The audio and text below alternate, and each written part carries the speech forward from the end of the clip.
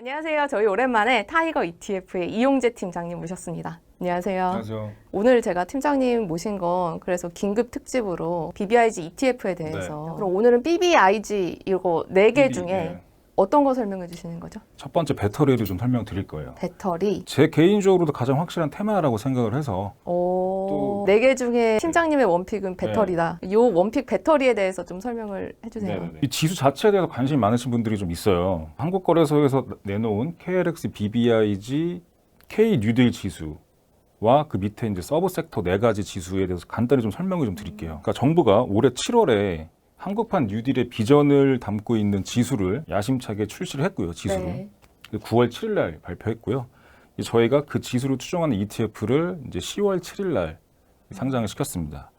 그래서 그 지수에 대해서 말씀을 드리면 정부가 딱 2개의 큰 테마를 잡았잖아요. K 네. 뉴딜에 대해서. 디지털이랑 이제 그린. 네. 근데 디지털에서 보면은 BBIG 테마에 들어있는 대표 기업들이 이 디지털과 그린 뉴딜에 직간접적으로 다 연관이 있어요. 그래서 대표적인 한국의 성장주, 개인 투자자들이 성장주에 투자해서 좀 더 우수한 성과를 내길 바라는 마음도 있었고, 그다음에 최근 트렌드가 이제 압축 투자 형태로 가는 트렌드가 있었어요. 종목 수를 줄인다는 맞아요. 거죠? 네. 종목을 이제 압축하는 건데 이게 왜 그러냐면 올해 들어서 급격하게 투자 패러다임이 좀 바뀌었는데 직접 투자의 시대로 갔다. 내가 선택해서 투자할래. 라고 하는 거예요. 투자자들이. 그러면 일반 투자자들이 내가 직접 판단해서 투자할래라고 하는 순간 커버할 수 있는 종목 수가 엄청 줄어들죠. 그쵸, 엄청 개인들은. 줄어드는 거예요. 네, 왜냐면 네. 개인들은 이제 다양한 종목들을 다 커버할 수 없으니까. 그래서 이 투자자들의 손이 어디로 가냐? 대표적인 성장 섹터의 대장주들로 가는 거죠. 그래서 이 ETF조차도 이제 압축해서 가는 포트폴리오로 좀 변화될 것 같아요. 투자자들이 이렇게 ETF가 좀 압축돼서 나오면 좋은 게 그 ETF 성과를 좀 더 빨리 예측을 할 수가 있어요. 예를 들어 2차 전지다. 그럼 나는 뭐 삼성 SDI, 그다음에 LG화학, 뭐 SK이노베이션 몇 개의 종목들이 잘 간다. 그럼 내가 들고 있는 ETF도 뭐 잘 가겠구나. 그리고 PDF를 통해서 언제든지 실제 종목들을 확인할 수 있고요. 그래서 개별 종목의 이슈를 팔로우하기도 편하다. 그 성과도 대장주들 갈론만 가다 보니 성과 측면에서 더 유리할 수 있는 국면이다 지금 현재. 압축이면 몇 개 종목을 넣고 있는 건가요? 전체 BBIG 지수는 12개. 그래서 BBIG에서 시가총액 상위 3종목씩. 그러니까 배터리에서 3개, 바이오에서 3개, 인터넷 3개, 게임 3개. 그래서 12개의 동일 가중으로 들어가 있고요. BBIG 전체 지수가 하나 있는 거고 그 밑에 하나씩 있어요. 네. 알파벳별로. 그래서 오늘 제가 말씀드릴 거는 KRX 2차 전지 K뉴딜 지수를 말씀드릴 거예요. 이 지수는 대한민국 2차 전지 배터리 시장을 대표하는 10개 종목을 담고 있고요. 배터리 셀 업체 3개, 나머지는 소재 업체 7개로 구성이 되어 있어요. 근데 상위 10개 중에 네. 1, 2, 3등은 25%씩 동일 가중으로 담겨져 있어요. 그래서 얘네가 75%, LG화학, 뭐 삼성 SDI, 네. SK이노베이션 대표적인 배터리 셀 업체들이죠. 그다음 나머지 25%는 얘네를 제외한 나머지 애들의 유동 시가총액 가중 방식으로 쭉쭉쭉 들어가 있습니다. 2차 전지 대해서 좀 공부가 좀 필요할 것 같아요. 저는 되게 2차 전지 되게 재밌어가지고 많이 알아보는 편인데 저는 셀이 되게 궁금한 거예요. 왜 셀? 셀이 뭐냐면 그 양극판과 음극판으로 구성돼서 전기가 통할 수 있는 가장 최소 단위. 그러니까 리튬이온 배터리의 최소 기본 단위는 셀이라고 하거든요. 네. 셀이 있고 셀을 여러 개 모으면 모듈이 돼요. 그다음에 이 모듈을 더 여러 개 모아서 뭐 냉각 시스템이나 제어 시스템까지 추가하게 되면 이게 팩이 되는 거예요. 배터리 팩.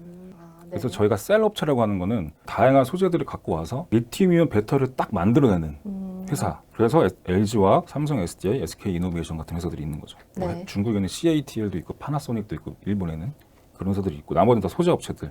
네, 2차 전지가 네. 사실은 많이 들어보긴 했는데 그럼 왜 갑자기 요새 2차 전지에 대해서 이렇게 사람들이 얘기를 많이 하나? 2차 전지가 지금 현재 오늘날 저희들 라이프 스타일을 봤을 때 때문에 핸드폰도 충전하고 네. 제 집에 있는 로봇 청소기도 충전시키고 저희 삶에 계속적으로 디지털로 가면 갈수록 2차 전지의 수요는 늘어날 수밖에 없어요. 그래서 대표적으로 제가 지금 예를 들었던 것들은 소형 전지, 이제 전기차에 들어오는 배터리 팩이나 에너지 저장 장치라는 게 있거든요. 에너지 스토리지 시스템이라고 해서 ESS라고 부르는데 여기에 들어가는 배터리, 그다음 나중에 스마트 시티가 나오면 그 밑에 기저의 에너지를 담당하게 될 스마트 그리드에 들어가는 대부분의 전력원이 다 2차 전지가 될 거예요. 여기에는 다 대형 전지. 그렇기 때문에 제가 생각하는 가장 확실한 성장 테마라고 저는 봐요. 왜냐하면 나중에는 사람 빼고는 다 충전할 거예요. 네, 그러면 2차 전지에 아까 관심 많다고 하셨으니까 2차 전지의 구조에 대해서 문과인 저에게 디테일하게 저도 설명을 문과예요. 해주시는 거죠? 화학 잘했어요, 화학? 화학이요? 예. 기억도 안 나죠. 배터리는 기본적으로 화학 에너지를 이제 전기 에너지로 바꾸는 거잖아요. 그렇죠. 그래서 리튬 이온들이 왔다 갔다 하면서 산화됐다 환원됐다 하면서 전기가 발생되는 거죠. 저는 되게 간단히 이해를 했어요. 물이 높은 데서 낮은 데로 물이 흐르잖아요. 전자도 전압이 높은 데서 낮은 데로 흐르거든요. 네. 높은 데가 어디 것 같으세요? 음극? 오, 어떻게 알았어? 공부 좀 했다니까요. 진짜 공부하셨네. 그래서 음극에서 양극으로 자연스럽게 흐릅니다. 전자가. 네. 그래서 이제 배터리를 내버려 두면 자연스럽게 전자가 음극에서 양극으로 계속 흐르기 때문에 그래서 방전되는 건데 2차 전지는 충전을 할 수 있잖아요. 저희는. 그렇죠. 충전을 하게 되면 인위적으로 양극에 다시 모여져 있는 전자를 전기 에너지를 충전을 통해서 인위적으로 다시 음극으로 보내는 거예요. 네. 예. 이 과정에서 충전이 되는 거죠. 충전이 완료가 되면 다시 이제 음극에서 양극으로 전자가 흐르면서 전기 에너지를 발생하는 거고. 이렇게 해서 이제 이게 2차 전지의 기본 원리인데 양극은 이제 배터리의 용량과 평균 전압을 이제 결정하는 거죠. 그래서 양극을 어떻게 만드냐에 따라서 용량을 더 크게 할 수 있는 거죠. 그래서 집으로 더 많이 오게 할 수 있냐, 네. 적게 오게 할 수 맞아요. 있냐. 그래서 양극재, 그러니까 양극재가 뭐냐면 이 양극에 어떠한 메탈을 조합시키느냐에 따라서 용량을 더 늘릴 수 있고 이거에 대한 싸움을 하는 거죠. 각종 업체들이. 그다음에 분리막, 가운데 분리막이 있는데 여기는 간단합니다. 그러니까 미세한 구멍이 이렇게 존재하고 있고요. 여기서 리튬 이온이 전자가 왔다 갔다 할 수 있게끔 만드는. 근데 이제 이 분리막이 없으면 양극과 음극이 만나면 터지는 거죠. 폭발하는 거죠. 네. 그래서 이게 기본적인 2차 전지에 대한 내용이고요. 그 2차 전지를 구성하는 이제 기업들, 이걸 네. 만드는 기업들이 이제 저희가 투자를 해야 되는 거죠. 근데 그 기업들을 투자할 때 좀 유심히 봐야 되는 게 뭐냐면 2차 전지의 그 가격 구성 요소 이런 것들을 좀 보면 좋아요. 왜냐하면 배터리 가격이 바뀌면서 최종 사용자들의 사업 수익성이 바뀌어요. 예를 들면 이런 거죠. 배터리 가격이 내려간다. 그럼 테슬라 자동차 가격이 내려가는 거죠. 그렇죠. 근데 내려가면서 많이 팔았다? 그러면 테슬라는 돈을 더 많이 벌게 되는 거고. 그래서 배터리 원가를 좀 구성하는 거 좀 보면 좋은데 원가에서는 제조 원가가 한 85% 돼요. 전체 배터리 원가 네. 가격에서. 그 중에서 방금 제가 말씀드렸던 네 가지 소재가 한 45%. 그래서 굉장히 중요한 거죠. 그 양극재는 다양한 금속을 섞어서 만들거든요. 근데 요즘에 뉴스 보면은 워낙 투자자들이 2차 전지에 대해서 잘 아시기 때문에 약자들을 그대로 사용하시더라고요. NCM, 뭐 NCA, 뭐 이렇게. 네. 근데 이게 뭐냐면 양극재를 구성하는 금속의 앞글자를 딴 거예요. 그래서 NCM은 뭐 니켈, 코발트, 망간. NCA는 니켈, 코발트, 알루미늄. 뭐가 섞여 있냐? 네. 우리는 이렇게 섞은 거를 양극재로 활용해라는 게 이제 NCM, NCA의 약어거든요. 약자고 주로 이거 3원계 배터리라고 해요. 세 가지가 들어있다고 해서. 뭐 니켈은 용량, 그다음에 망간은 안정성, 그다음에 알루미늄은 출력을 담당하거든요. 그래서 다양한 글로벌 회사들이 네. 국내법 포함해서 이제 여기다 더 뭐 섞을 걸 없나라는 것들을 계속 고민하고 있죠. 배합을 어떻게 할 네. 건가. 그래서 음식 맛을 더 내기 위해서 다양한 재료를 어떻게 섞을지 고민하는 것처럼 지금 그렇게 고민을 많이 하고 있고. 근데 아까 제가 말씀드릴 때 니켈은 용량이라고 그랬잖아요. 네. 근데 이제는 하이니켈이라고 해서 니켈 함량을 80%까지 높이는 기술이 최근에 나오고 있어요. 그래서 니켈은 용량이기 때문에 니켈 함량을 80%까지 높이면 더 많은 전기 에너지가 나올 거고 더 멀리 갈 수 있는 거죠. 전기차가. 그러면서도 안정성을 유지를 하면서. 그렇죠. 안정성이 핵심이에요. 네. 그러니까 이런 레시피를 막 섞다가 폭발을 많이 해요. 그래서 이 2차 전지 시장은 후발 주자 업체들이 섣불리 들어올 수 없는 게 뭐냐면 실험을 할 때 다양한 사고가 많이 사고가 나요. 나니까. 그럼 이 사고가 나면 신뢰도가 떨어지겠죠. 그렇죠. 그럼 시장에서 퇴출될 수도 있어요. 그래서 기존의 이런 다양한 시뮬레이션 데이터를 많이 확보하고 있는 기존 주자들이 더 잘 될 가능성이 높아요. 그다음에 음극재 같은 경우는 아까 얘기했듯이 주소자는 흑연. 근데 여기도 이 레시피를 이제 약간 요리사의 마음으로 뭘로 해야 되지 막 고민하는 거예요. 네. 사실 2차 전지가 증시에서 뜨기 시작한 건 전기차 때문인 거잖아요. 네, 맞아요. 이 전기차 시장은 앞으로 그럼 더 커질 거라고 생각을 하시는 건가요? B를 네. 원픽으로 뽑으신 거면? 그렇죠. 보급률이 지금 2020년은 4%밖에 안 돼요. 근데 2025년도에는 4배가 늘어요. 16%. 이게 점점 더 높아질 거라고 저희는 보고 있기 때문에 일단은 5년 뒤만 해도 4배가 커지는 시장이에요. ESS라는 게 있습니다. 가장 강력한 테마가 될 거라고 생각하면서 예를 들었던 게 ESS였죠. 이게 뭐냐면 에너지 스토리지 시스템이라고 해서 그냥 에너지 저장하고 있는 거예요. 근데 요즘에 글로벌리 신재생 에너지 관련된 산업들이 되게 주목받고 있잖아요. 그렇죠. 또 네. 미국에서부터도 주목받고 있기도 네. 하고 대선 이슈 때문에. 조 바이든이 되면 클린 에너지 네. 이런 테마가 잘 될 수 있다라고 이제 여기저기서 얘기가 나오고 있는데 문제가 있어요. 대표적인 신재생 에너지가 이제 태양광, 풍력이잖아요. 네. 이것들의 치명적인 단점 뭐라고 생각하세요? 비싸다?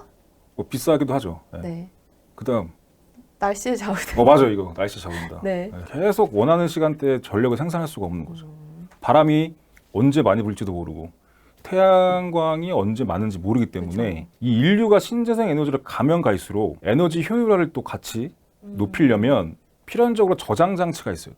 그래서 바람이 많이 불 때 전력을 많이 생산해서 저장해 놨다가 바람이 좀 없을 때 그 전력을 쓰는 거죠. 이게 바로 ESS. 네. 예. 그래서 이게 엄청나게 커질 거다. 그래서 이것도 한 5년 내에 한 7배 정도 시장이 커질 거예요. 그럼 당연히 이 ESS 안에 들어가는 배터리도 엄청 많이 필요하겠죠.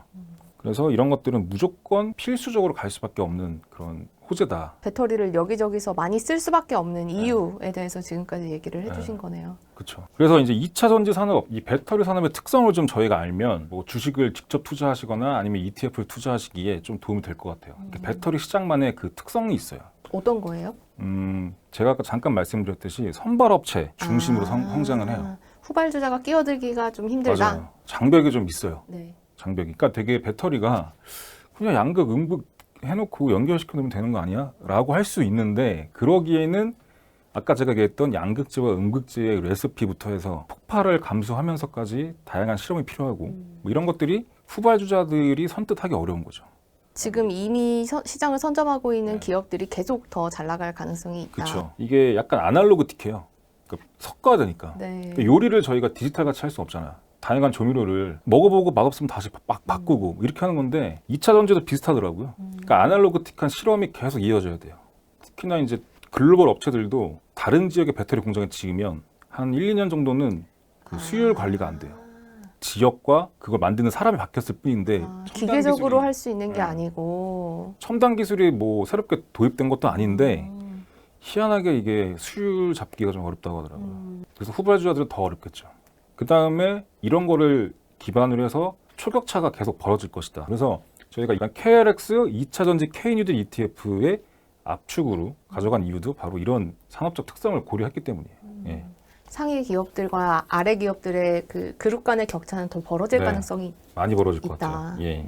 좀 더 시장이 확대될 가능성이 있으니 네. 아직도 원픽으로 꼽고 계신 거죠? 저는 원픽 이거는 더 커질 거예요. 지금 저희가 예측 가능한 수치만 전기차 5배, ESS 7배지만 더 커질 가능성이 높습니다. 그래서 장기 혁신 테마에 편하게 가져갈 수 있는 그런 수단으로 이 ETF를 활용하시면 좋을 것 같아요. 어차피 이 지수를 추정하는 ETF는 저희 타이거 KRX 2차 전지 K 뉴딜 ETF가 현재 유일하거든요, 시장에서. 네. 그래서 이 ETF를 활용해서 앞으로 성장하는 2차 전지 산업에 편하게 투자하시면 좋을 것 같습니다. 그러면서도 기존 사실 상품들이 있는데 그거보다는 조금 네, 압축해서 맞습니다. 투자를 할 수 있다. 저희께 훨씬 더 압축돼서 나왔기 때문에 투자자분들이 개인적으로 성과를 좀 예측해 보기도 훨씬 편합니다.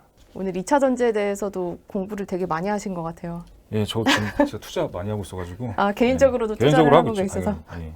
알겠습니다. 감사합니다. 감사합니다.